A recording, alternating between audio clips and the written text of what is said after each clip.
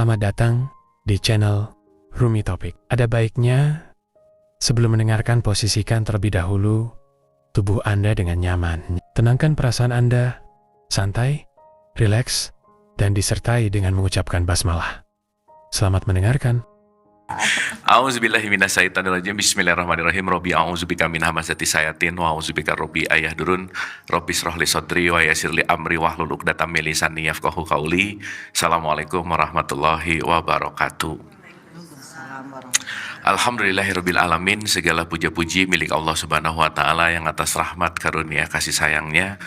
Salawat serta salam juga kita lupakan, kita sampaikan kepada seluruh nabi dan rasul, wabil khusus baginda besar kita Rasulullah Muhammad sallallahu alaihi wasallam, kepada para sahabat-sahabatnya, tabiin, pemuka-pemuka agama, wali-wali Allah, pejuang-pejuang bangsa, dan senantiasa sampai kepada kita sampai akhirul zaman. Amin, amin, amin ya Allah ya rabbal alamin. Dan sebelum mulai, ada baiknya supaya kita nggak terlalu hektik dengan future dan past gitu ya, dengan masa depan dan masa lalu. Kita hening dulu sejenak, kita santai dan rileks untuk menghening. Kita ber-al-fatihah khususon untuk ibu bapak kita tentu saja ya, karena kita kalau nggak ada ibu bapak nggak lahir. Ibu bapak kita manusia biasa yang pasti punya kesalahan, kita maafin kesalahannya, kita lestarikan kebaikannya, dan siapapun yang terlebih dahulu meninggalkan kita, siapapun yang sedang sakit dalam keadaan musibah, senantiasa kasih sayang Allah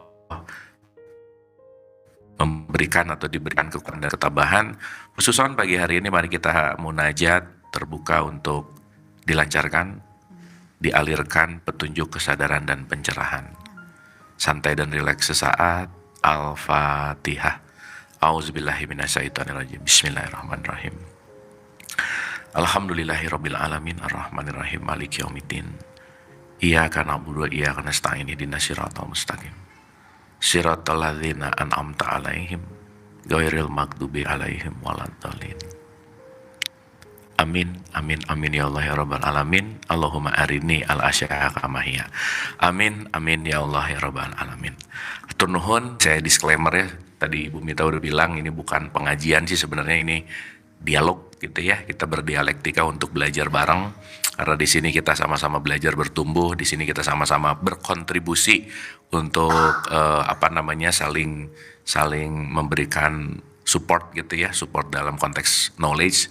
Rencananya hari ini saya pengen cerita tentang sound healing sih rencananya. Pengen bicara tentang gimana sih menghealing diri gitu ya. Karena ibu pernah dengar santet nggak? Pernah disantet nggak ibu-ibu? Jangan salah. Santet itu sesuatu yang nggak kelihatan tapi bikin sakit, begitu nggak?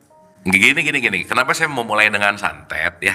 Gini, kalau orang kata-katanya tajam, menyakiti hati, sakitnya hatinya. Nah itu juga santet, Bu, jangan salah. Baca postingan yang bikin hati nggak enak, sakit nggak? Sakit. Ketemu orangnya nggak? Enggak. Digital kelihatan nggak? Enggak. Jadi nggak usah jauh-jauh ngomongin santet, uka-uka, bukan, Bu. Saat omongan kita bikin orang sakit hati, kita lagi nyantet dia nggak kira-kira? Quote and quote ya. Artinya, segala bentuk apapun yang keluar dari perilaku kita, itu pasti menimbulkan aksi dan reaksi gitu. Ini Bu jangan aneh-aneh mikir santet, jangan ya. Santet nggak pernah, nyantet nggak pernah apalagi. Tapi pernah nggak tidak sadar omongan kita nyakitin hati orang? Pernah nggak? Nah, ini tukang santet semua berarti. Dukun santet semua. Saya mau bicara dalam beberapa konteks ya. Kita ngomongin esensi gitu. Ya. Selalu yang ingin kita sadari dalam hidup ini, mungkin paradigma terdekat dan termudah itu adalah segala bentuk yang terjadi pada hidup ini semuanya adalah energi. Apa, Bu? Energi. That's it. Bu ada lagi spidol ya? Kering. Oh, kering. Oke, jadi segala bentuk dalam hidup ini intinya adalah energi. Itu dulu. Kenapa? Karena energi ini adalah life force dalam konteks, kalau dalam tradisi Islam itu Allah itu kan mengatakan Allahun Nur, I am the light, dia adalah sang maha energi gitu. Oh iya, punten, nuhun. Terima kasih. Dia adalah sang maha energi, gitu intinya. Nah, sekarang yang jadi pertanyaan adalah Berarti segala bentuk yang terjadi pada diri kita tergantung bagaimana kita menggunakan energi ini nggak, Bu? Betul nggak? Iya dong. Kenapa? Dalam sebuah energi ini pasti ada yang kita vibrasikan dalam beberapa frekuensi gitu. Jadi ibu-ibu perlu diingat baik-baik ya. Kita akan mengundang bukan apa yang kita inginkan, kita akan mengundang apa yang kita vibrasikan. Itu ingat baik-baik. Ulang ya. We attract not we want, bukan apa yang kita mau, tapi we attract what we are. Contoh, ibu-ibu mulutnya senyum, happy, tapi hatinya penuh kebencian, yang datang orang-orang gitu aja udah.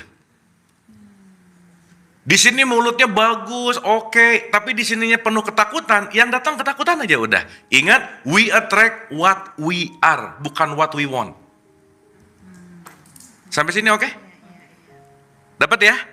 Berarti yang akan mendatangkan sesuatu ke kita, saya mau garis bawahi dulu Bu, semua yang datang ke kita, kata kuncinya adalah kita yang menjadi magnet itu. Nah, di atas dasar ini, kita nggak bisa nyalahin eksternal, karena kenapa? Sesuatu yang eksternal sejatinya yang mengundang itu aku. Mengundang bahasa Arabnya doa gitu. Suka berdoa nggak? Suka. Waktu ibu-ibu berdoa, baca doa atau berdoa? Baca doa. Ininya nggak connect nih. Orang yang dibacain aja nggak ngerti, Allahumma rabbi amin. Dah, jangan tahu isinya apa. Betul nggak?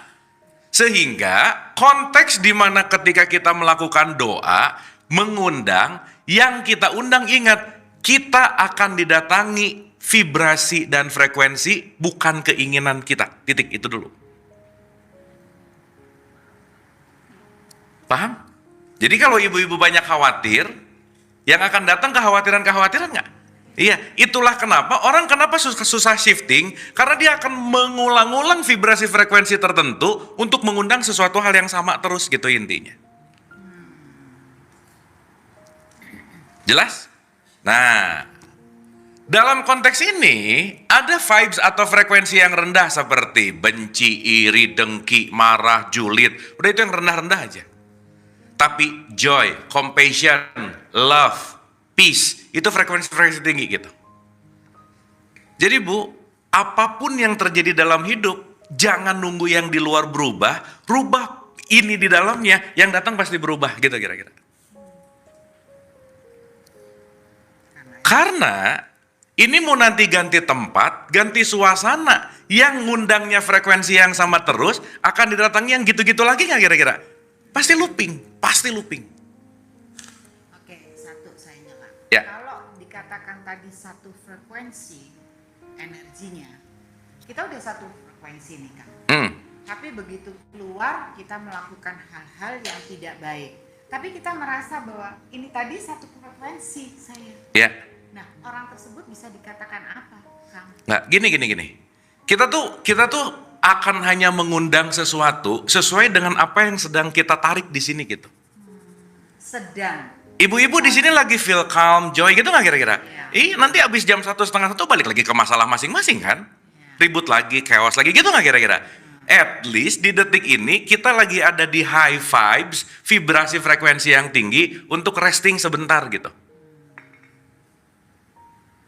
Kenapa? Karena hal ini nggak kejadi setiap hari, at least ini latihan kita untuk nggak di low terus, kita datang ke sini, at least mau naikin gitu pelan-pelan.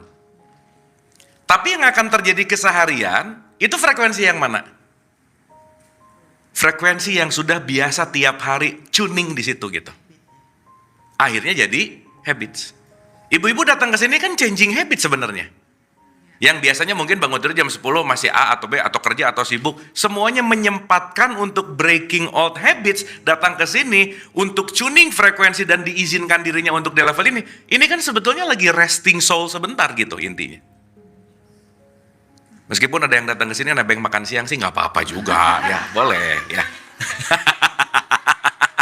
Iya, yang mau pengajian kan dua, mau belajar atau nebeng makan siang nggak apa-apa, Ibu. That's it. Nice. Betul. Nah kalau sekarang dari sini pulang nggak ada perubahan, problem is yours. Berarti kalau pulang dari sini nggak ada perubahan, ibu-ibu cuma dapat knowledge baru, tapi tidak melakukan kebiasaan baru gitu. Makanya kan disebutnya juga taklim. Taklim itu ada kata-kata alam. Alam itu ilm. Ilm itu alam. Alami. Segala bentuk yang kita pelajari perlu dialami. Berarti perlu dilakukan nggak kira-kira? That's it. Nah ini kita lagi attunement bahasanya. Makanya ibu-ibu, saya kasih analogi ini. Ya. Ya, apakah ini statementnya Kang Abi ini apa yang orang-orang suka bilang gini? Misalnya kita dendam ya atau marah. Maafin itu maksudnya supaya yang ke-attract ke kita itu hal-hal yang baik. Betul. Oke. Berarti sekarang saya tanya, ibu-ibu mau marah, ibu-ibu mau memaafkan, ibu-ibu mau julid, yang rugi dan yang untung siapa? Diri sendiri. Cuman karena kalau udah kebiasaan dendam mulu, ngerasa dendamku itu mengutuk dia gitu. Berasa bahwa kita lagi menyiksa orang yang kita benci. No. Yang sejatinya tersiksa bukan orang lain tapi diri kita masing-masing. Sekarang saya tanya, memaafkan mudah atau susah? Ya dari muka-mukanya udah tahu sih, nggak apa-apa. Iya, kenapa susah coba? Jarang dilatih masalahnya. Berarti nyaman untuk tidak dilepaskan, tapi juga lupa bahwa ketika tidak dilepaskan dengan nyaman, yang datang itu lagi nggak kira-kira? Iya. Jadi lucu, memaafkan nggak mau, tapi komplain, aku kok nggak pernah bahagia ya, iya nggak memaafkan, gitu. Oke? Dan lucunya, 98% yang kita tarik, ibu-ibu enggak sadar. 98% loh. Kenapa? Karena yang terjadi dalam kehidupan kita, frekuensi yang kita pancarkan tiap hari, itu berkaitan dengan bawah sadar kita yang menguasai 98% gitu. Jadi kalau masalah kenapa diulang-ulang terus, jangan nyalahin itu, pindah tempat, ganti. Cuman pindah geografis tapi same problem gitu. Kenapa? Ya kita ngundang yang sama terus sih masalahnya. Sampai sini oke? Sampai sini oke? Oke. Makanya sholat itu tuning frekuensi vibrasi kita ke frekuensinya Tuhan gitu. Tradisi Islam tuh keren Bu, dikasih waktu 5 kali untuk me time. Untuk apa? Retuning your frekuensi supaya kamu ada di frekuensi setidaknya salam kanan, salam kiri, frekuensi damai, seenggaknya ada di frekuensi itu aja. Makanya saya nggak mau terlalu sibuk ngurusin rokaatnya, apanya. Tapi setelah sholat, frekuensimu ada di mana gitu kira-kira. Sorry ya, saya mau ngomongin based on fakta dari apa yang saya telah. Ibu-ibu maaf ya. Lebih dari responden saya yang saya teliti sekitar 1.100 orang. 83% mereka sholat bukan di frekuensi tenang, tapi di frekuensi ketakutan. Kenapa? Begitu dengar azan, subconsciousnya mulai, kalau nggak sholat nanti aku dosa, kalau nggak sholat nanti aku masuk neraka. Jadi sholatnya aja, frekuensinya bukan di frekuensi tinggi gitu. Makanya waktu sholat, Allahu Akbar, rakaat 2, rakaat 3, udah lupa rakaat. Waktu sholatnya aja nggak mindful gitu. Kenapa? Karena didorong oleh keinginan-keinginan tanpa sadar dengan dogma dan doktrin yang dia terima bahwa sholat itu wajib, kalau enggak kamu dosa, kalau dosa kamu masuk neraka. Jadi sholatnya boro-boro ikhlas tapi takut. Mohon maaf punten, mengalami itu nggak ibu-ibu? Ada rasa-rasa itu nggak kira-kira? Iya, karena tanpa sadar kita didogma dan didoktrin oleh orang tua kita, guru kita, hal-hal seperti itu. Sekarang saya tanya, dogma doktrin ketakutan terhadap sholat kira-kira merugikan kita atau menguntungkan kita? Kira-kira itu merugikan, ibu-ibu jangan ngajarin ini ke anaknya. Orang di kitanya aja nggak berfungsi kok gitu.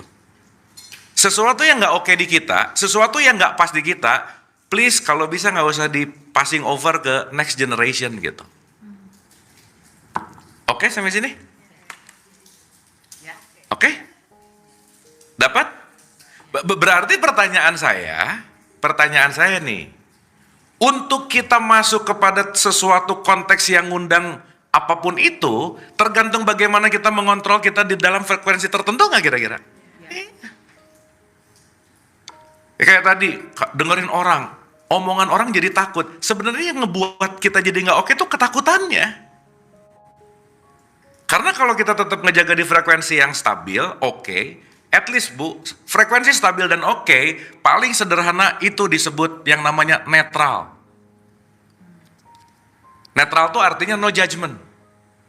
Paling asik lagi itu disebut yang namanya love, Rahman Rahim. Dan nanti puncaknya disebut damai. Itulah kenapa dalam selesai sholat kita salam kanan, salam kiri. Maksudnya apa? Semoga kita ada dalam frekuensi itu gitu. Makanya ibu-ibu kalau masuk ke rumah teman yang muslim, Assalamualaikum, gitu nggak? Itu bukan password masuk rumah, bukan. Tapi legitimate, I bring the peace frekuensi. Saya bawa frekuensi damai nih. Dijawab, waalaikumsalam, saya juga damai. Good frekuensi nggak kira-kira? Cuman karena nggak ngerti, nggak jadi ya udah, Assalamualaikum, salam, udah duduk langsung, tahu nggak? Jadi nggak gosip. Ya emang tujuannya nggak gosip sih, tapi mau ngegosip assalamualaikum dulu gitu, nggak apa-apa. Boleh-boleh aja sih gitu. Paham nggak? Jadi maaf ya, kenapa sekarang doa, kata-kata suci itu less power? Karena cuma jadi asbun gitu loh Bu. Nggak nempel, nggak menggunakan ini gitu. Al-Fatihah ya bunyi, baca-bacaan pendek ya bunyi, syahadatnya cuma bunyi, ngaji ya bunyi, tapi tidak melibatkan frekuensi. Karena kenapa? Yang keluar dari mulut kita bukan kata-katanya, tapi frekuensi yang di belakangnya tuh apa gitu. Sampai sini oke? Dapat? Paham ya? Berarti apa yang terjadi sama diri kita, yang mengontrol, yang menentukan siapa? Aku. Gara-gara, nggak ada Bu. Semuanya concern hanya pada konsekuensi, dan konteks itu semuanya intinya adalah di mana aku menempatkan frekuensiku, di situ aku akan menghadapi realitas saat itu gitu. Sampai sini oke? Dapat ya? Nah, contoh, saya kasih contoh. Ibu-ibu zaman dengerin radio analog nggak? Yang muter-muter gitu. Zaman kan? Oke. Jadi kalau pakai contoh ini ngerti kan maksudnya ya? Sekarang saya tanya Bu, kalau kita mau mendengarkan siaran radio tertentu, tuningnya perlu pas nggak kira-kira? Iya. Dulu saya zaman di Bandung pengen dengerin OS misalnya. OS itu 103 FM. Sekarang saya tanya, kalau mau ngedengerin penyiarnya OS, yang didistribute sama OS, harus connect ke frekuensi ini nggak kira-kira? Iya. Pengen dengernya OS, tapi saya main di AM, bisa nggak? Nggak bisa tuh Bu. Semati-matinya muter satu-satu, mana OS, mana OS, mana OS. Sorry bro, salah vibrasi. Begitu sadar, set naik, ke FM dah. Seenggaknya vibrasinya udah oke nih di FM atau AM. Nyari frekuensinya. Set, kurang satu aja, keresek-keresek nggak Bu? Iya. Nah jadi kalau nanti kita ngerti ya Bu, maaf banget nih, ngobrol sama Tuhan itu urusan gelombang bukan kata-kata. Makanya kita dikasih receiver nih, namanya kolbu. Kalau ininya banyak kotoran, sinyalnya atau siarannya ada terus, nggak akan kedenger Bu. Sekarang saya tanya, radionya mati, siarannya tetap ada nggak? Ada. Siarannya ada. Hah? Ada. Radionya off, siarannya tetap ada nggak? Ada.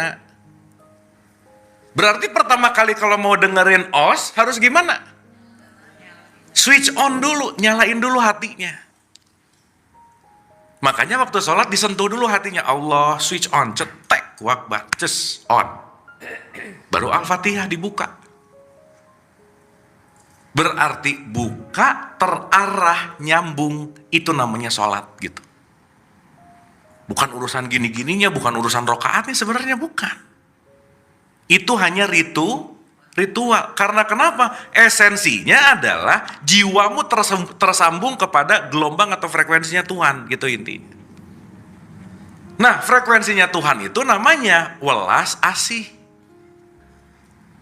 compassion.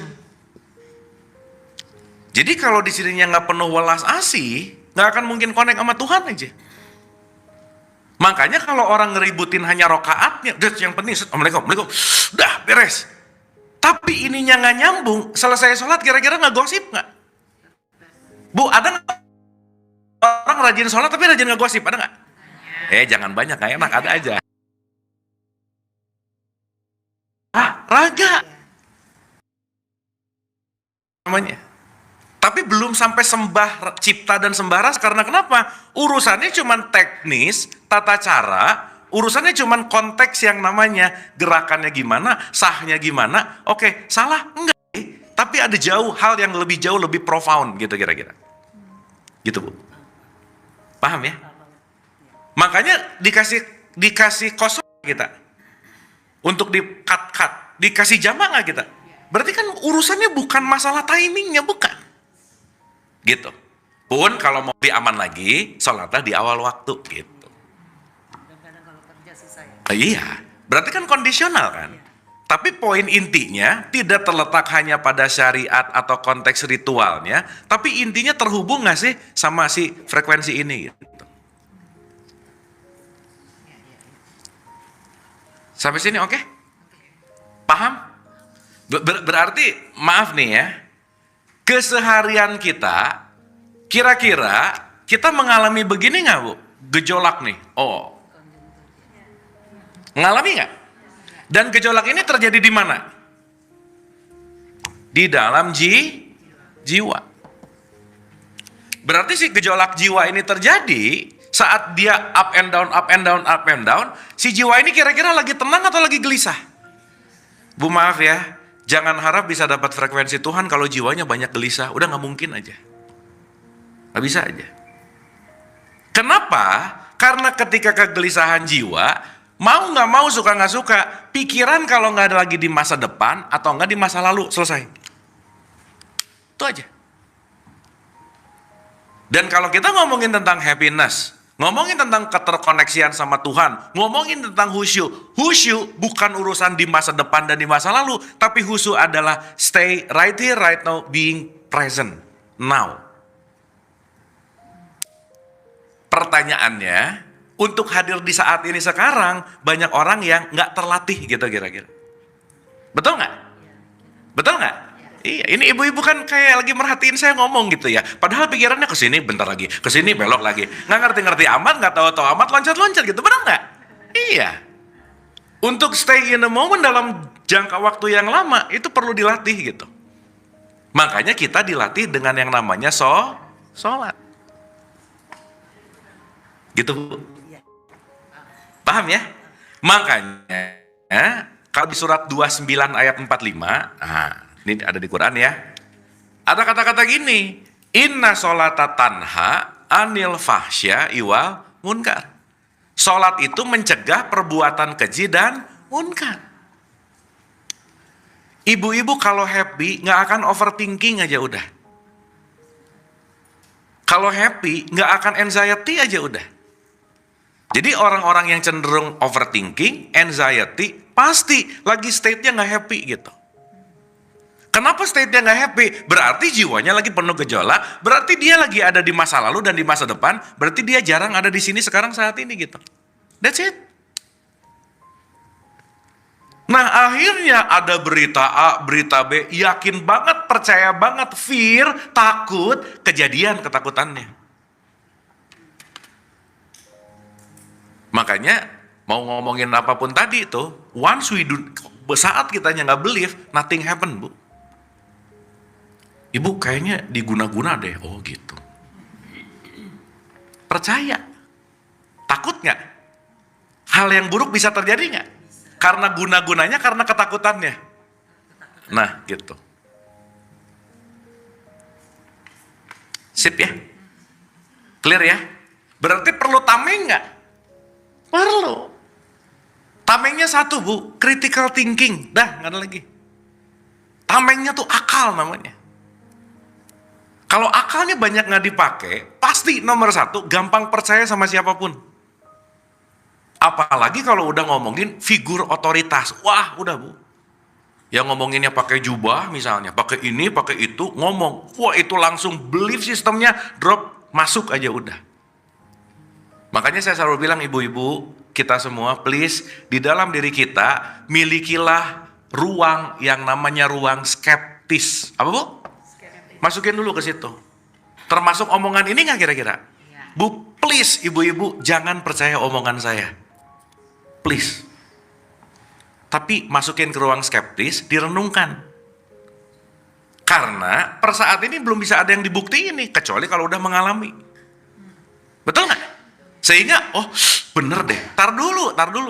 Ini semua yang kita diskusiin, masukin dulu ke ruang skeptis, kunyah, begitu nanti dialami, begitu ibu-ibu ngalamin langsung, baru bisa ngomong, Shadaqallahul Azim. Maha benar Allah, dari semua ayat-ayatnya, dari semua ilmu-ilmunya. Kenapa? Aku ngalamin bukan karena pinjam telinga, pinjam ucapan, pinjam mata, langsung ngalamin sendiri gitu kira-kira. Oke? Makanya kan di Al-Maun ada kata-kata gini nggak? Fawailul lil musallin. Celakalah orang yang apa? Kenapa dia celaka coba? Kenapa kok orang sholat masih bisa celaka? Ya cuma olahraga Bu. Tapi setelah selesai olahraga, tetap susah maafin orang, tetap pelit, tetap ngehina orang, tetap ngejelekin orang. Terus sholatnya di mana? Jadi saya mau garis bawahi ya, maaf nih. Rajin sholat 5 waktu itu belum prestasi di hadapan Tuhan. Karena prestasinya, abis sholat, jadi orang yang lebih takwa nggak? Lebih present nggak? Lebih connect ke frekuensi tinggi nggak? Gitu maksudnya. Makanya semua ritual apapun kalau pinjam dari bahasa Quran, tujuan akhirnya adalah takwa. Gak ada Bu, kalimat di Quran sok ibu cari se-Quran Raya. Yang paling mulia di hadapanku adalah orang yang rajin tahajud. Nggak ada Bu. Yang paling mulia di hadapanku adalah orang yang rajin umroh. Nggak ada. Tapi mau sholat, tahajud, puasa, duha, semuanya, target akhirnya adalah kamu in a good vibes atau tidak gitu. Sekarang saya tanya, maaf. Banyak nggak? Oh jangan banyak sih ya, ada aja ya. Ada nggak orang yang tahajud pengen proyeknya sukses Bu? Ada nggak? Dia lagi sholat atau lagi dagang sama Tuhan?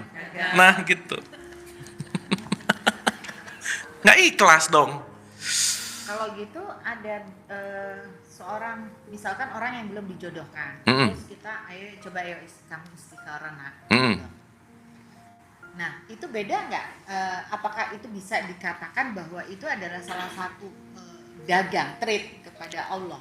Ya gini Bu, istikharah itu kan bukan urusan minta, tapi dikuatkan untuk memilih. Atau sholat tahajud lah katakanlah. Iya, ya gini, intinya urusan ibadah bukan konteks untuk mengedepankan keinginan kita gitu loh Bu. Gini. Tuhan itu divisi pengkabulan keinginan kita bukan? Gini. Kalau ada Allah dan ada hambanya, atau ginilah saya pakai bahasa yang gampang. Pernah nonton wayang ya ibu-ibu? Ada dalang, ada wayang. Kira-kira dalang ngatur wayang atau wayang ngatur dalang? Dalang ngatur? Wayang bisa ngatur dalang nggak? Nggak bisa. Berarti semua aturan-aturan ini konteksnya sesuai dengan mau-maunya dalang nggak kira-kira? Iya. Ya kalau minta-minta dikit mah nggak apa-apa sih, ya sok aja lah. Iya. Tapi jadi ngatur gitu. Jadi konteksnya adalah, sekali lagi, ini garis bawahi ya ibu-ibu ya, hidup nggak akan kejadian sesuai dengan keinginan kita, titik. Dah aja. Kalau ibu pengen kejadian sesuai keinginan kita, ibu-ibu pasti banyak kecewa aja udah. Kan disuruh Islam kita, betul nggak? Apa sih arti Islam? Berserah kepada kenyataan. Kenyataan yang terjadi, terima, that's it. Jadi orang yang nggak Islam sama sekali ketika banyak banget dalam kesehariannya, aku nggak terima, nah udah. Berarti kalau dia nggak terima, dia lagi nerima kenyataan atau lagi menolak?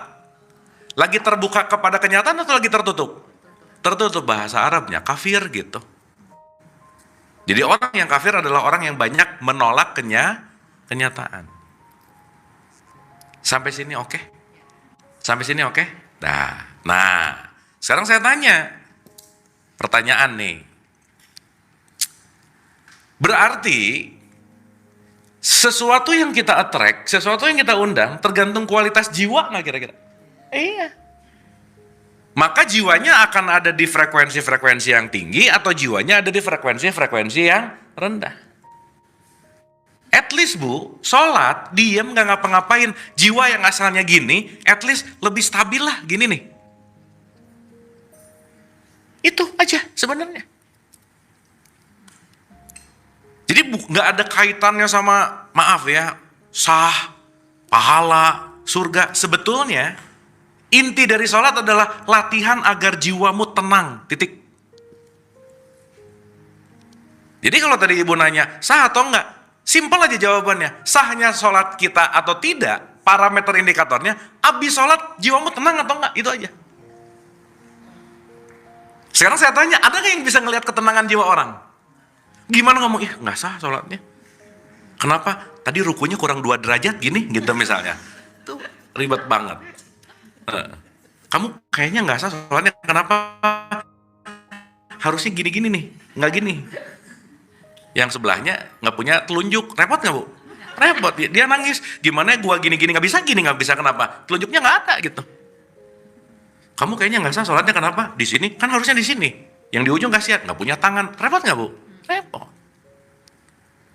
Nah maka dalam keluarga besar Islam yang paling ujung dan yang paling kecil porsinya itu namanya fikih gitu. Ini cuma 1% nih.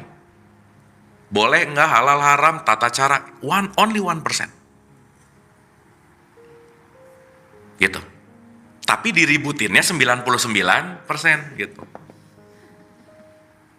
Jadi kalau kita muter-muter di sini, ya nggak akan masuk ke wilayah yang berikutnya secara esensi gitu inti. Gitu Bu, kira-kira. Dapat ya? Iya. Nah, sekarang pertanyaannya, yang membuat jiwa kita nggak tenang apa Bu? So, apa? Ibu-ibu kalau lagi tenang nggak tenang jiwa gara-gara apa kira-kira? Overthinking. Ya, overthinking, kecemasan, pikiran. Apa yang ngebuat itu nggak tenang tuh apa? Tidak bisa menerima apa adanya. Tidak bisa menerima apa adanya itu kan, realita itu kan resultnya kan. Tapi yang ngebuat ini jadi itu apa? Gimana Bu? Kurang khusyuk. Apa yang membuat sholat nggak khusyuk? Apa yang membuat nggak fokus? Pikiran. Overthinking terlalu banyak. Ini sampai asar nggak beres-beres nih.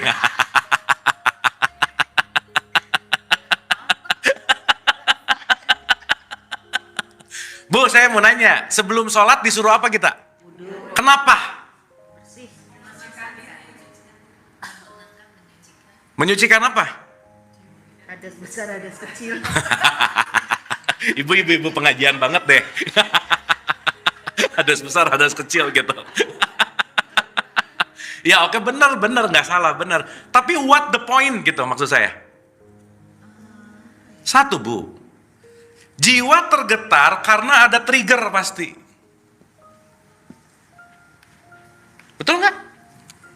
Kalau nggak ada trigger, memang dia bergetar, tapi dia akan lebih bergetar karena pasti ada rangsangan, ada trigger, atau ada sesuatu yang memancing, betul nggak? Oke nggak ini? Oke?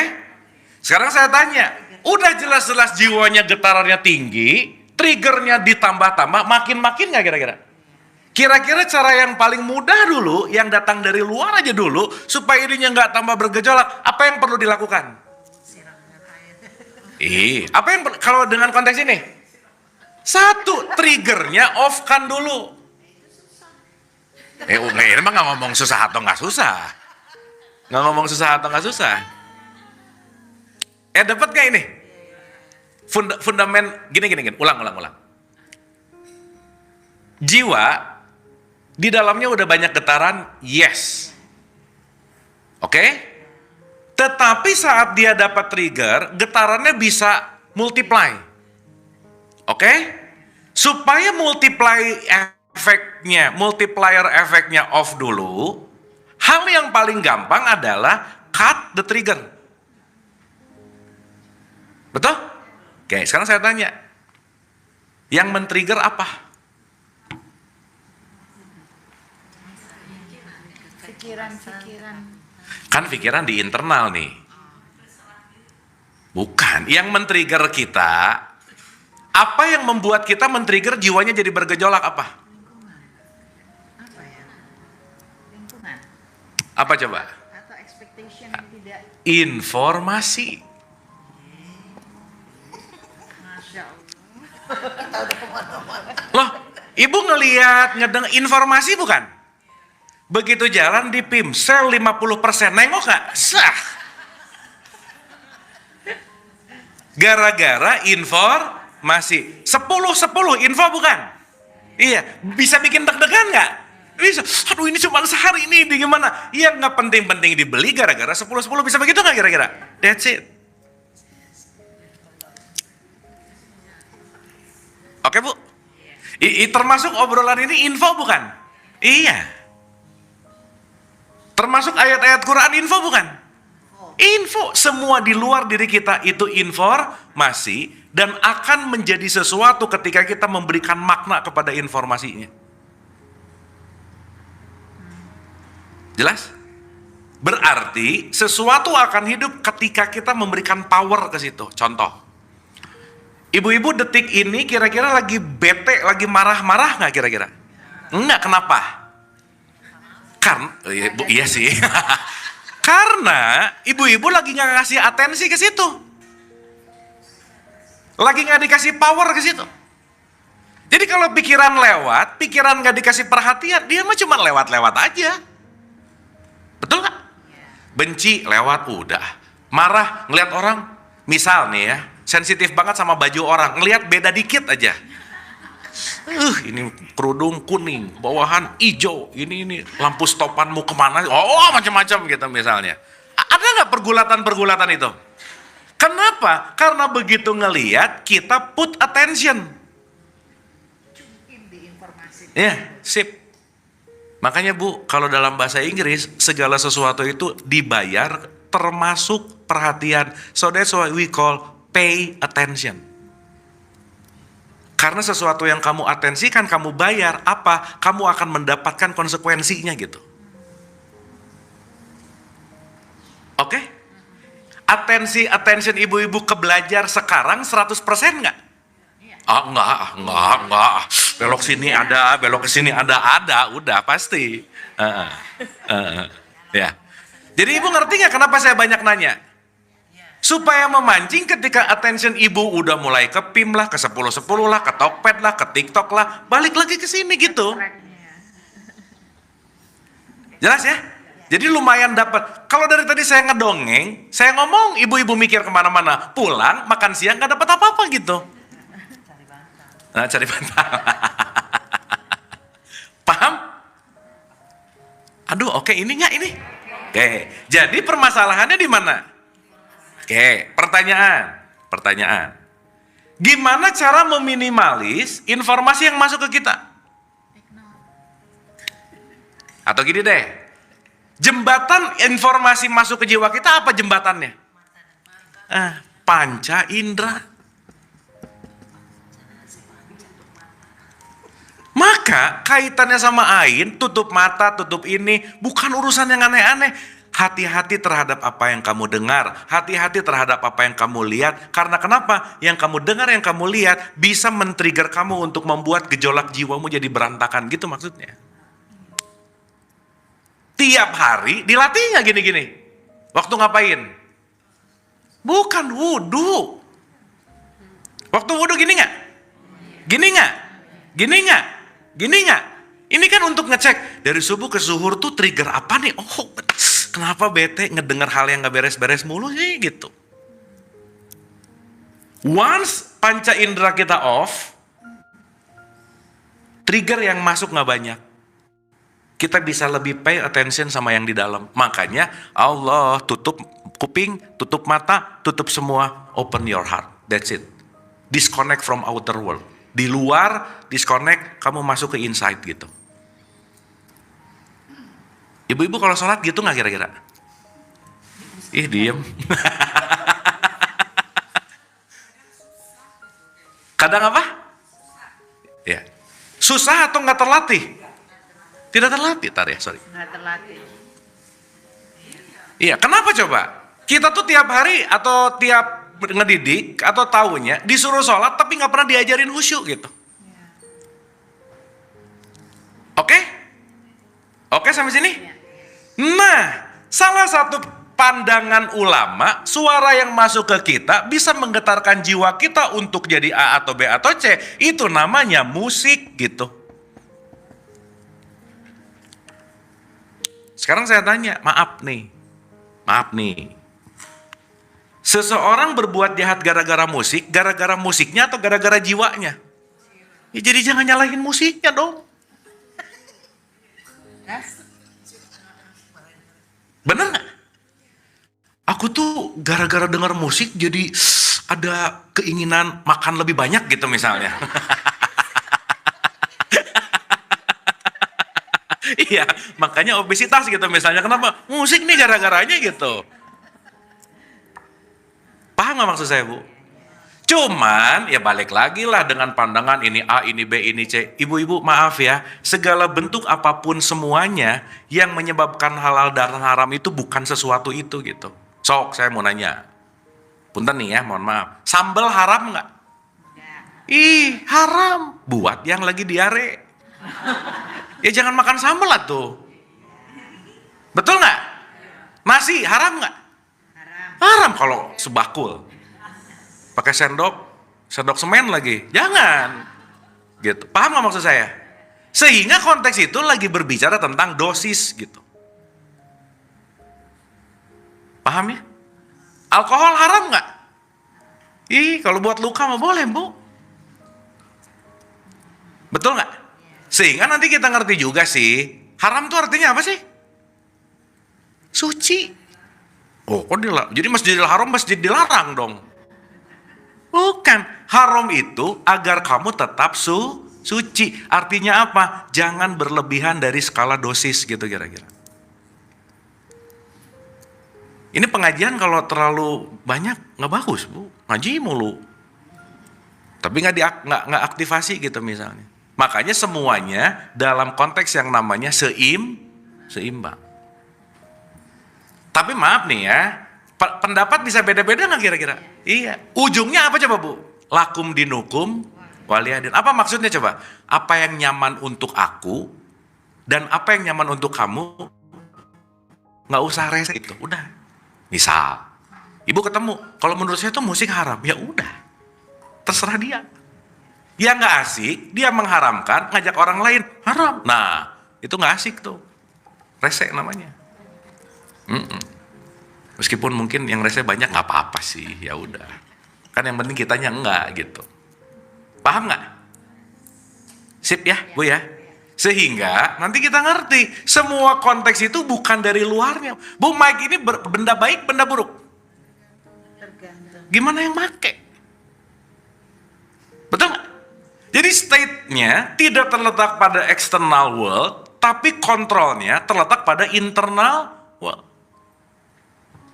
Lu kemarin ada yang ngomong gini ke saya, Kang Abu nih ya, kalau perempuan, bapak-bapak nih, kalau perempuan nggak pakai jilbab, wah itu membuat laki-laki jadi pengen, bapak aja ngacengan, saya bilang. Gitu. Bukan urusan jilbabnya gitu. Kan bukan itu poinnya. Ya sorry, ini diskusi supaya kita point of view-nya dapat gitu. Konteksnya tidak terletak pada external world-nya gitu. Tapi di dalam internal. Berarti merubah di luar atau di dalam? Nah, gitu. Oke. Duh, lemes gini ini, oke. Paham ya? Jadi ain tuh bukan yang gimana-gimana, enggak, Bu. Apa yang kita lihat memengaruhi jiwa enggak? Apa yang kita dengar memengaruhi jiwa nggak? Iya. Tiap hari ini on terus nggak kira-kira? Iya. Nah makanya kita perlu latihan supaya ini nggak terlalu aktif, supaya ini bisa dalam kondisi yang namanya tenang. Oke, Bu. Keren nggak sholat, Bu? Banget, Bu. Itu alat bagus loh. Cuman yang makainya nggak ngerti sih gitu. Dibeliin iPad, dijadiin tatakan motong sambal apa? Oh, cabe. Bi nih iPad terbaru ya. Makasih. Di tok gitu. Salah make jadinya. Paham? Jangan lupa kembali kepada substansi. Bukan hanya kepada ritual. Karena maaf ya Ibu Bapak ya, urusan halal haram sekali lagi cuman 1%. Dan jangan lupa loh ya, agama itu nggak membentuk karakter, Bu. Karakter tuh dibentuk pola pikir. Iya.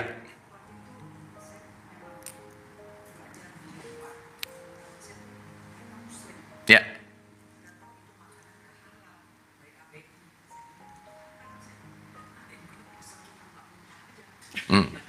Iya. Ya kan balik lagi kondisional ya Bu ya.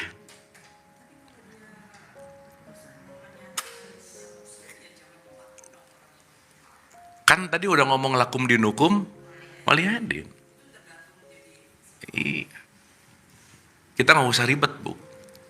Gitu. Karena semuanya kembali kepada keyakinan. Contoh. Ya, contoh nih. Ini saya pernah agak sedikit case gara-gara ngobrol gini sih. Ini Bu. Ini lagi pengajian nih ceritanya. Waktu itu di mana ya? Lupa lah tempatnya. Saya tanya. Oh di BI. Saya tanya. Lagi ngomongin duit waktu itu tuh. Ibu bapak yang muslim kalau datang ke undangan yang universal ada stol sate ayam. Oke. Di bawahnya sate babi gitu. Milih yang mana? Nggak mikir Bu. Ayam. Dah. Kenapa? Babi haram. Good, nice. Ini refleks aja. Jadi poinnya karena babi haram. Gitu. Terus saya nanya berikutnya. Kalau di depan ibu bapak ada uang haram gimana? Ketawa-ketawa Bu. Mikir dulu. Oh berarti urusannya bukan masalah halal atau haram. Urusannya emang gak suka gitu. Emang dari kecil gak dibiasain makan babi, gak suka. Jadi ya gak dipilih. Karena uang dari kecil suka, ya mungkin masih mikir-mikir gitu kira-kira. Poinnya ada di situ gitu. Sehingga semua konteks halal dan haram ini esensinya adalah kondisional. Bahkan dalam fikih sekalipun kalau terpaksa, boleh gak? Boleh. Nah semua kembali kepada keyakinan masing-masing. Memang Bu, si babi ini jadi top level sih. Orang mau mabok, mau gimana lagi mabok, mau makan ada babi nggak? Padahal lagi mabok gitu.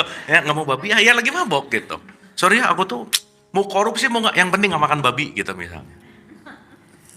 Jadi babi itu yang paling highest gitu sebenarnya. Jadi korupsi ditoleran, mabok nggak apa-apa, nyuri. Makan babi ribet banget gitu. Nah padahal konteksnya sebetulnya tidak terletak pada si objeknya. Tapi terletak pada ininya gitu. Gitu Bu. Paham Bu ya? Jadi waktu ibu ngelihat lagi gini orang ya udah keyakinannya dia. Tapi saat ibu meyakini itu nggak oke ya jangan gitu.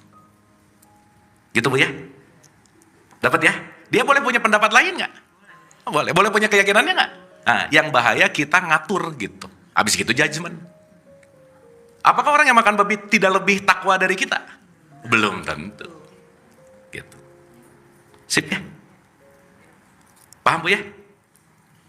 Berarti hal ini sama juga dengan orang muslim yang sekarang sudah banyak yang memelihara anjing. Iya. Emang anjing kenapa? Apa? Ibu kalau mau panjang umur pelihara anjing. Iya, malaikat nggak bisa masuk, bener nggak?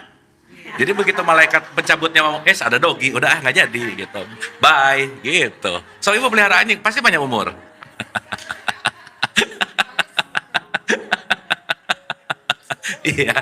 Iya, kita tuh kadang nggak ngomongin substansi sih. Yang nggak oke dari anjing itu bukan anjingnya Bu, sifat seperti anjing. Kalau dikasih makanan mengulurkan lidah, nggak dikasih makanan mengulurkan lidah, dua-duanya kayak ngenyek gitu kira-kira. Kang, Bukan anjingnya, bukan. Ya, kalau tadi ini dilihat dari materi yang disampaikan, berarti kan related sama pertanyaan ibu itu tadi. ya, Kalau gitu perkawinan beda agama, ya. Oh, ini lebih tinggi lagi nanti levelnya, Bu. Ini kenapa ya? 3 hari yang lalu bahasannya mirip banget, pertanyaannya mulai dari babi ke nikah agama. Ini kayaknya, ini nanti bentar lagi nih ya, ujungnya apa coba? Nanti bulan Desember boleh nggak ngasih ucapan Natal gitu? Astaga, ini bosan banget bahasnya ya. Bu, beda agama itu problemnya di wilayah satu aja, netizen, udah nggak ada lagi. Selesai. Buat Tuhan tuh, ya gimana ya? Bukan itu gitu poinnya. Cuman karena kita udah terbiasa dengan hukum itu, maka tidak diperbolehkan hanya di hukum ini gitu. Jadi kalau mau nikah beda agama, Singapura aja paling dekat. Australia gitu. Quote and quote. dogma juga. Karena problem utamanya bukan terletak pada religionnya, bukan. Pada belief system terhadap religion. Bu, di Quran itu yang nggak boleh dinikahi orang musyrik, bukan orang beda agama. Beda loh. Orang musyrik itu orang yang vibes-nya rendah gitu. Bukan masalah beda belief system, bukan. Sok, saya mau nanya nih ya, iseng-iseng nih. Dikit, ntar ke ibu. Bu, Nabi Muhammad waktu nikah sama Khadijah agamanya apa? Ateis. Yang jelas, Islam udah ada belum kalau ngomongin struktur agama? Belum. Jadi Nabi Muhammad waktu nikah sama Khadijah pakai hukum apa? Ya nggak tahu sih. Tapi intinya, not all about religion gitu. Tapi jawaban ini hanya berlaku buat orang-orang yang mau mikir, yang open mind. Ya. Kalau nanti ibu ketemu sama yang kira-kira di 2+2, ya jangan ngomong gini, udah iyahin aja gitu. Ya, Ya. itu Bu ya.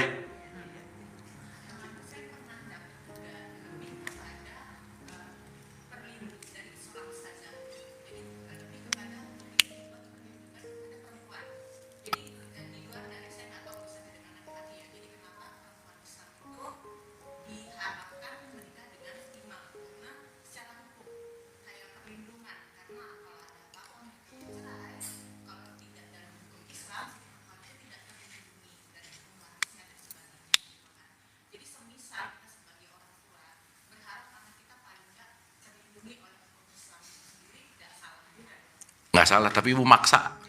Nah, iya. Iya, salah mah enggak, tapi ibu pasti punya konsekuensi. Karena anak bukan ibu. Other individu. Dia punya pathway sendiri, dia punya kurikulum sendiri, yang kita nggak bisa ngontrol gitu. Dan nothing to do sama ibu sebenarnya. Kan bukan urusan ibu. Betul nggak? Karena poinnya semuanya pasti punya pilihan. Dan yang ibu omongin itu hukum 1400 tahun yang lalu. Sekarang udah berubah, Bu. Sekarang kan kita bisa bicara dalam konteks, maaf ya, mau ngomongin waris kayak apa, semua basic dari pembagian itu adalah keikhlasan dan keadilan. Selesai. Kalau ikhlas dan adil nggak beres, baru ke hukum. Makanya disebut angtarodin, suka sama suka, artinya apa? Adil. Semuanya musyawarah mufakat. Berarti bukan masalah agamanya, bukan masalah hukumnya, urusannya karakter orangnya sih. Punten ya Bu ya, orang seagama punya hukum, orangnya maruk Bu, mau ngikutin hukum nggak kira-kira? Nggak ngaruh. Gitu. Makanya saya sering sarankan ngomongin keadilan nih sekalian. Ada yang nanya, Kang ini Katolik, ku Islam, pindah dia nggak mau, aku juga nggak mau. Ya supaya adil, dua-duanya pindah ke Buddha, saya bilang, jadi aman. Selesai. Gitu. Paham ya Bu ya maksud saya? Semuanya konteksnya adalah esensi di mana kita melihat ini sebagai seapa adanya gitu.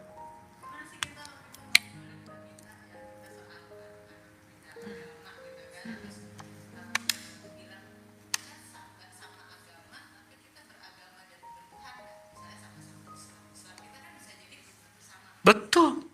Betul. Karena yang jauh lebih esensial tuh sebetulnya bukan covering identity-nya. Bu, kita nikahin siapapun, yang kita nikahin bukan agamanya, bukan gelarnya, tapi yang kita nikahin adalah karakternya. Selesai. Gimana? Wah, ini lebih ultimate lagi sih. Ini direkam, kalau nggak direkam mas saya jawab. Iya, ya udah. Sementara di hold dulu aja ya. Ya, kita ngelihatnya semuanya konteksnya adalah humanity, gitu. Semuanya konteksnya adalah manusia. Kalaupun itu tidak berlaku bagi kita, mereka punya jalannya masing-masing sih. Sementara itu ya. Dan maksud saya, kita nggak usah judgement juga sih. Karena kita tidak menghidupi apa yang mereka hidupi gitu. Itu sih poinnya. Ibu-ibu bisa bedain mana gender dan mana sexual activity kan kira-kira? Beda bu. Gender bisa, tapi sexual activity no. Sexual preference itu dan gender dua hal yang berbeda.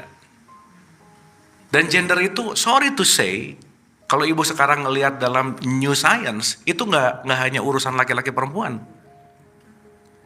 Karena nggak bisa ngomongin laki-laki yang berjakun, perempuan yang nggak bisa. Fisiologis, mau nggak mau, kita tetap XY, mau nggak mau, 50-50. Mana yang dominan, nggak pernah tahu 100%. Gitu. Maaf ya, ini kalau saya ngomongin dalam konteks sains nih. Belum tentu yang tidak memiliki penis itu, perempuan belum tentu. Gitu. Nah jadi, kalau mau bahas itu, kita perlu satu sesi khusus.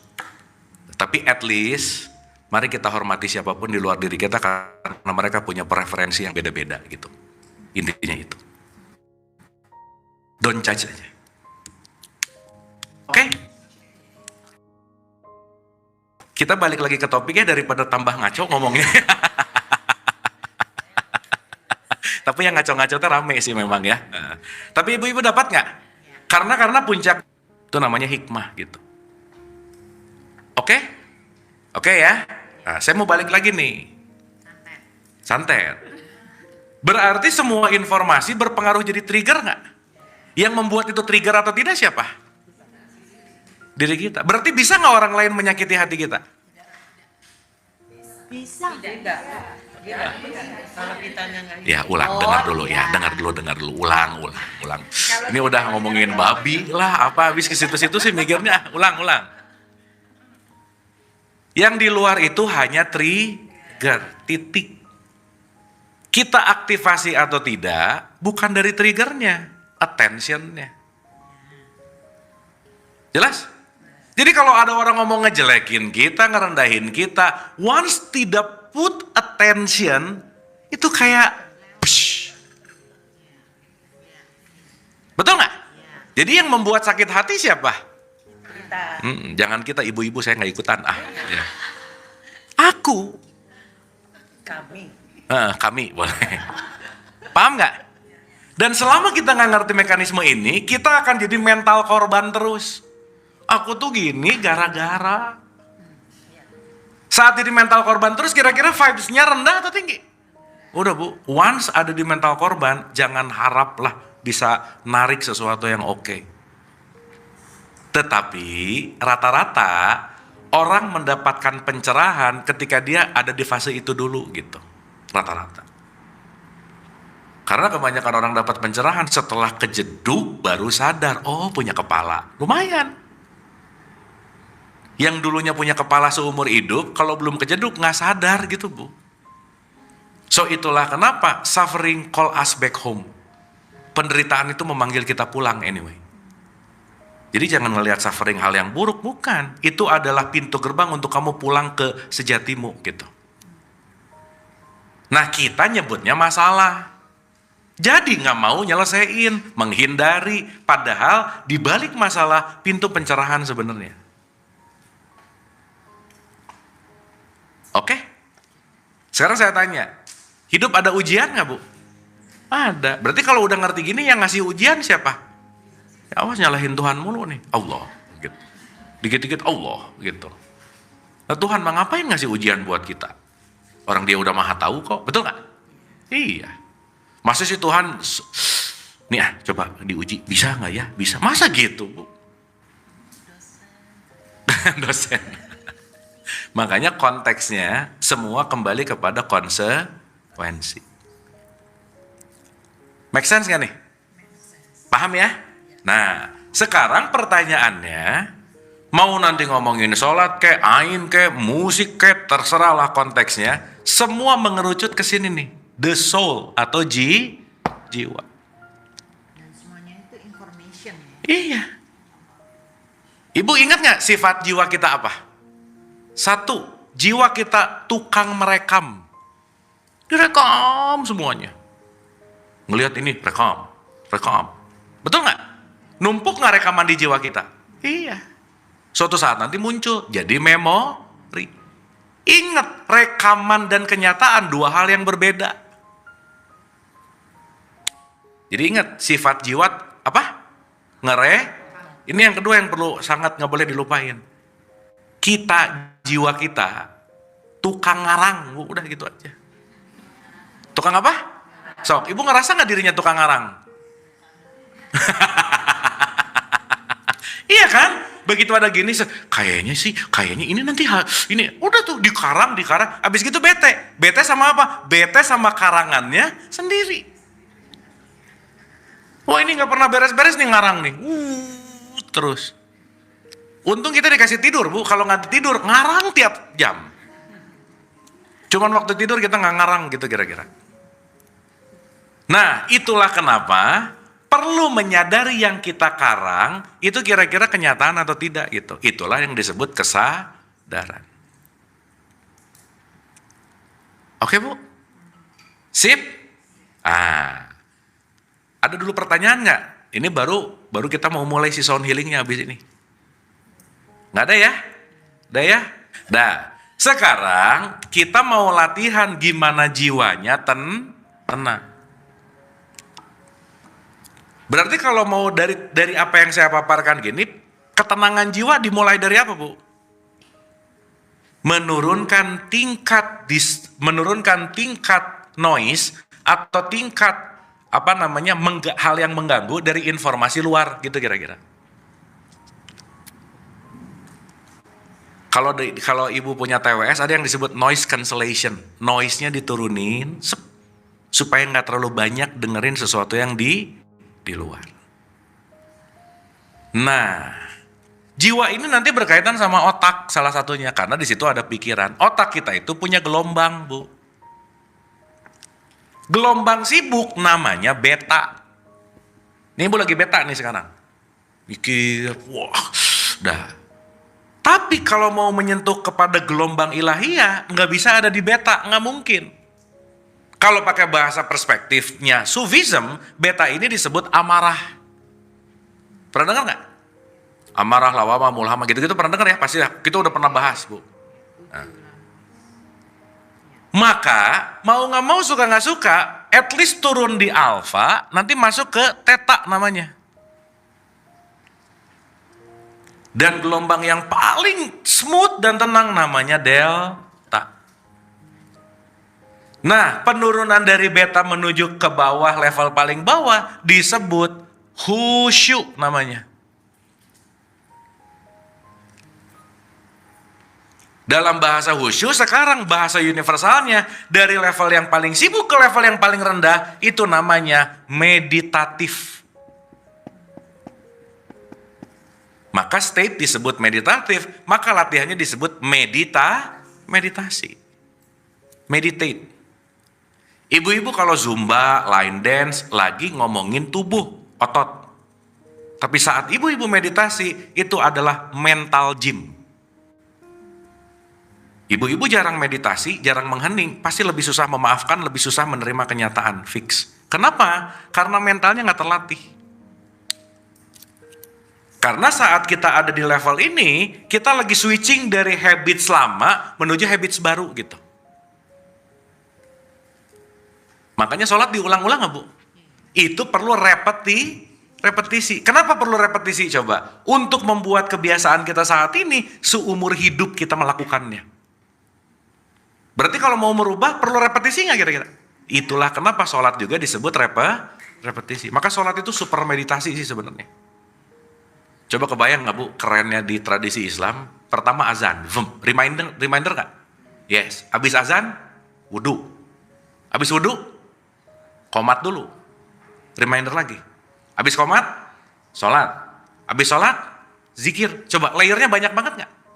Azan, 1, wudhu 2, qomat 3, sholat 5 loh.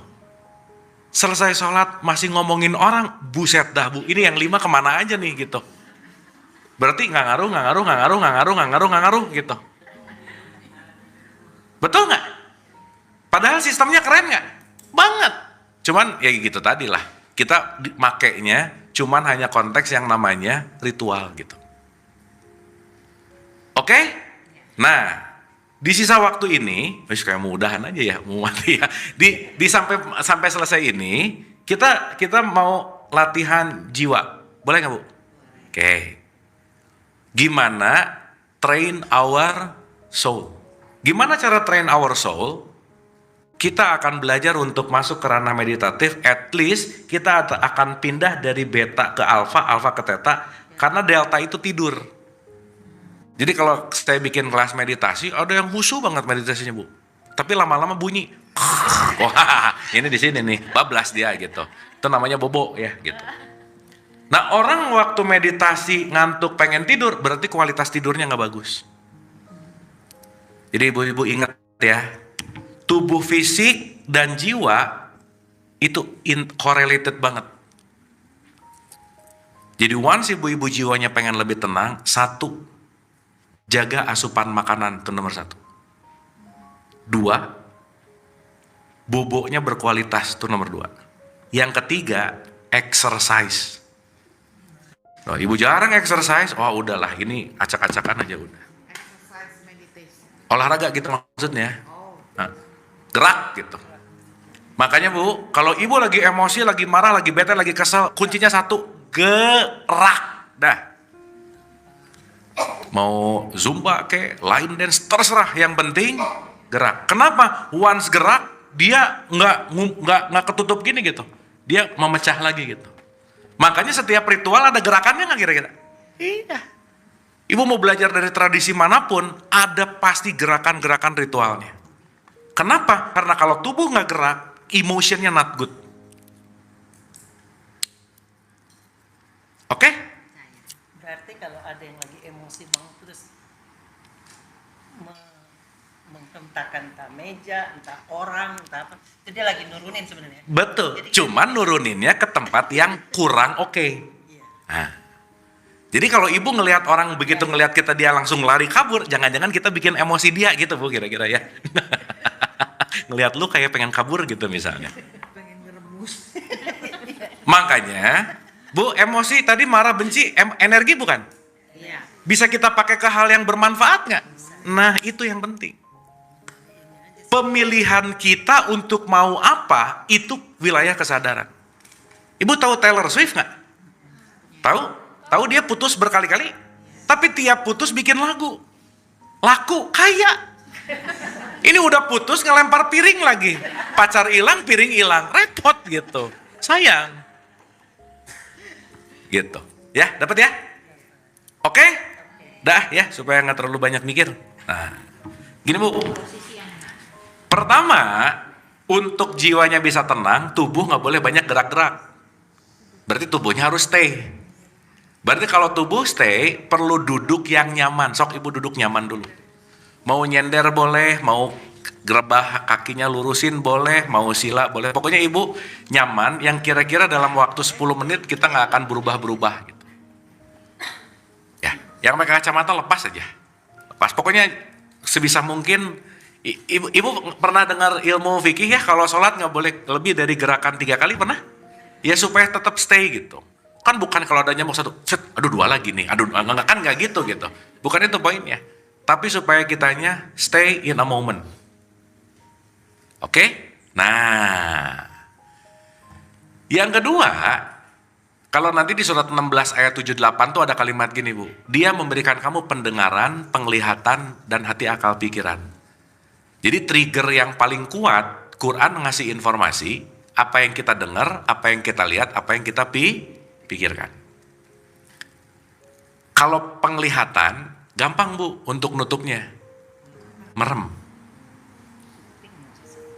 Nah, yang susah itu pendengaran. Kenapa? Karena 0,5 nanosecond begitu ibu-ibu dengar sesuatu, ibu langsung memaknai sesuatu. Betul? Begitu dengar, langsung dengar, gitu nggak kira-kira? Berarti kita perlu mendengar yang sulit dimaknai. Betul nggak? Nah, makanya saya bawa singing bowl namanya. Toh nih, saya ngomong, ibu-ibu takwa adalah jangan pelit. Masuk kepikiran nggak kira-kira? Nah, karena ibu ngerti apa yang saya omongin, betul? Tapi saat ibu mendengar ini nih,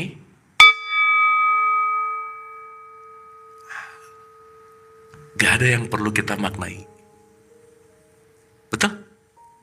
Dan feel calm, relax, dan kita hanya belajar mendengarkan apa yang pendengaran kita mau.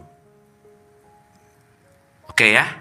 Jadi matanya boleh. Oh iya, sebelum ke situ, Bu, kita nyender tapi nggak malas. Tegak tapi nggak memaksa. Jadi jangan gini Bu. Tapi tetap straight, tapi enak. Dan kepalanya jangan terlalu tunduk, jangan terlalu gini. Eye level. Supaya apa? Supaya nanti tulang punggung dari mulai ubun-ubun ke bawahnya tuh straight, lurus gitu. Karena nanti reservoir energi ada di belakang kita. Oke ya? Nah sekarang matanya mulai boleh dipejamkan, santai, relax. Relax ya Bu, relax saja. Dipejamkan, santai dan relax.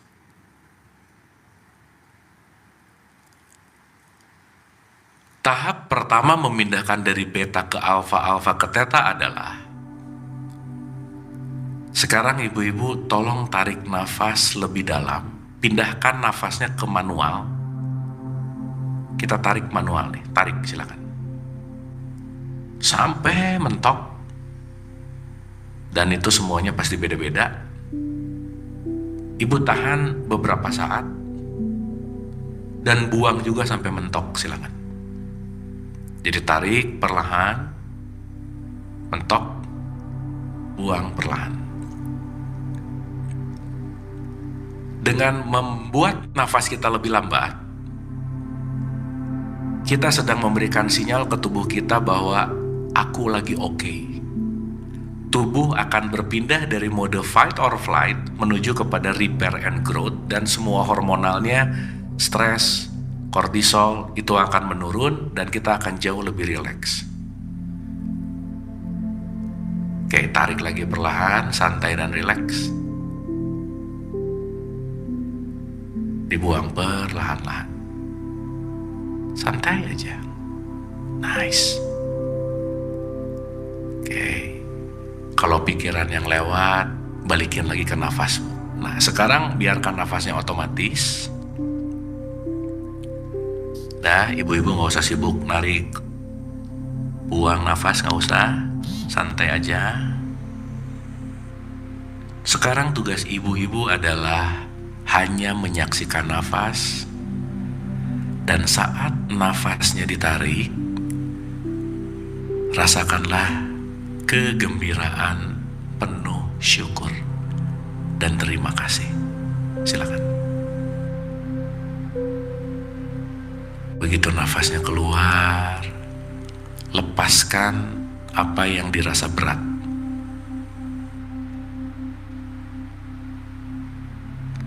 Begitu narik lagi, happy gitu. Rasakan bersyukur ini masih nafas. Dan begitu yang keluar, apa yang dirasa berat, lepasin aja. Yang masih mengganggu, yang masih berat, yang lagi gak enak, gak nyaman, ngeganjel, lepasin sama nafas yang keluar. Ayo silakan. Begitu tarik, happy, gitu syukur, terima kasih.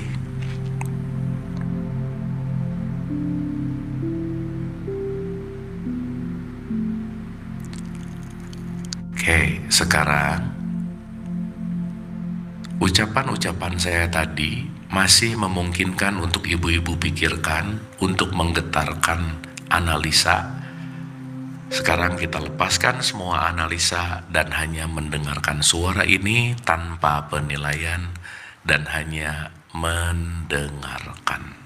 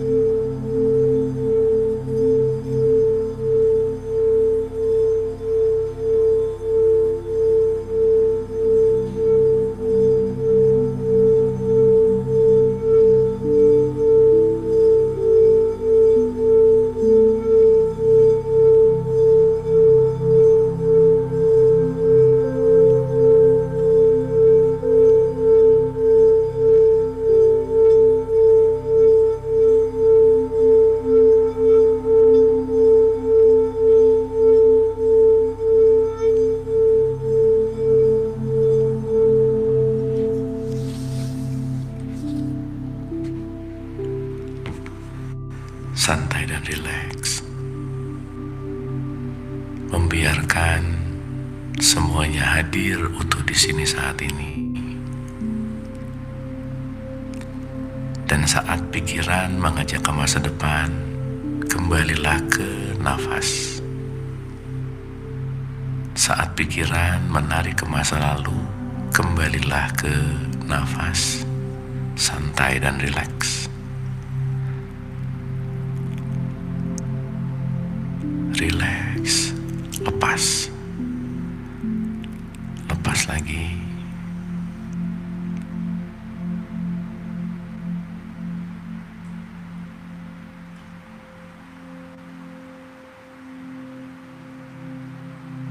Santai dan rileks.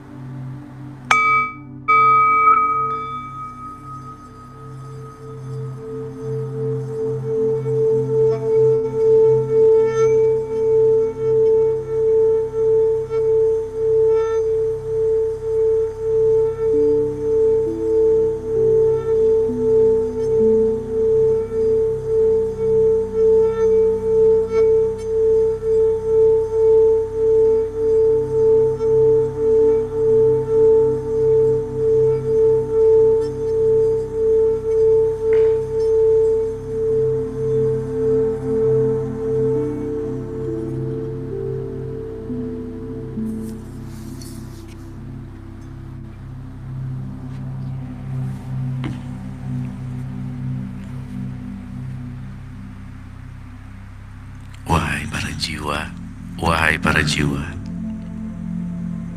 istirahatlah sejenak. Istirahatlah dari kecemasan, ketakutan, khawatir. Istirahatlah.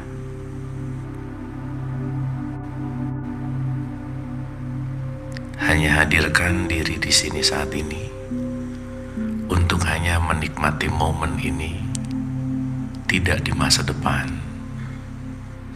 dan di masa lalu.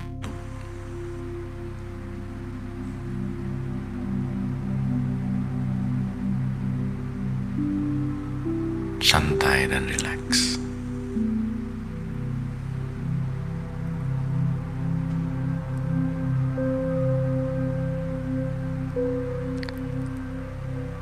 Dan membiarkan kasih sayang Tuhan, kasih sayang Allah, kasih sayang semesta untuk membersihkan semua energi di dalam diri kita. Dan kita hanya memasrahkan, melepaskan apa yang masih ditolak, apa yang masih dibenci. Untuk per saat ini, terima semua apa yang terjadi. Untuk memaafkan semua apa yang belum dimaafkan. Dan hanya berterima kasih kepada siapapun yang membawa kita kepada penderitaan, kebencian, amarah. Terima kasih. Berterima kasihlah kepada siapapun yang masih kita tidak suka, tidak nyaman. Terima kasih. Dan terima kasihlah kepada semua trauma dan memori yang kita tidak nyaman dan tidak suka. Terima kasih.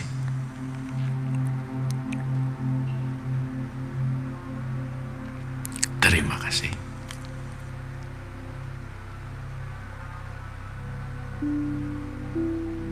Santai dan rileks.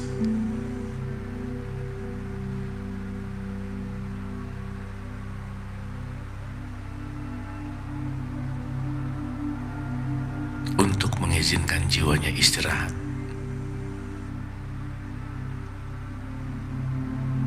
Untuk mengakui dari semua kelelahan-kelelahan ini. Semua menggapai dan mencapai. Istirahatlah.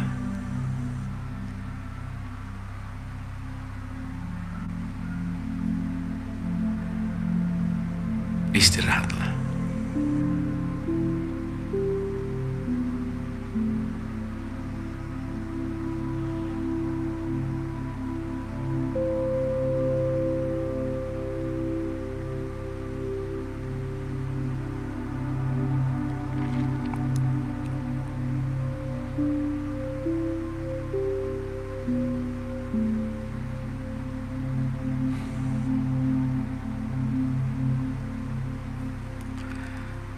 Santai dan rileks.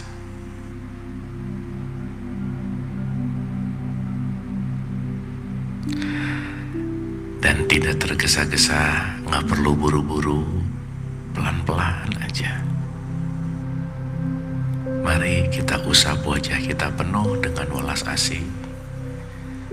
Dan kita buka matanya perlahan-lahan.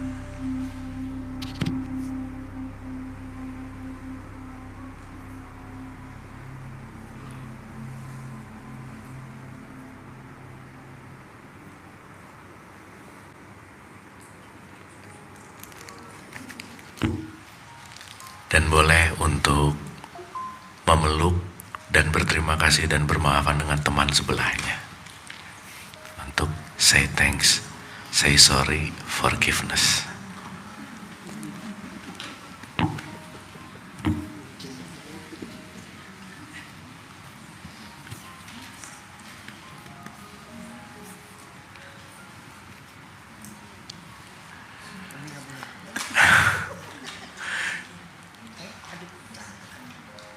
Terima kasih.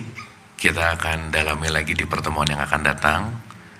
Ibu-ibu kalau boleh saya kasih PR, ibu-ibu take a me time, 2 menit, 3 menit, mau habis bangun bobo, mau bobo, ibu ada diam sebentar kayak tadi, just relaxing the moment, beberapa menit aja. Dan itu akan sangat membantu untuk kita tidak tertrigger dengan faktor eksternal.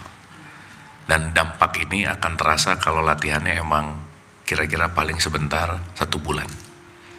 Gitu. Jadi jangan komplain kalau baru seminggu, kok nggak kerasa ya, jangan dulu komplain ya. Latihannya belum lama gitu. Oke, selamat berlatih. Kita akan lanjut ke sound healing kedua di pertemuan yang akan datang. Jadi nanti pertemuan kedua mungkin ngomong-ngomongnya 10% aja. Karena 90% kita regulating our energy. Dan yang paling pasti ibu-ibu, latihan. Karena kata kuncinya hanya dilatih. Anda telah menonton video ini hingga di penghujung video. Semoga video ini bermanfaat untuk Anda, serta dapat menjadikan diri Anda lebih baik dari hari kemarin. Nantikan video kami selanjutnya. Terima kasih. Bismillah. Assalamualaikum warahmatullahi wabarakatuh. Bulannya telah menguasai hati. Apa kalau hakikatnya cinta ini adalah kita lihat levelnya isinya para bahwa yang isinya antara kemana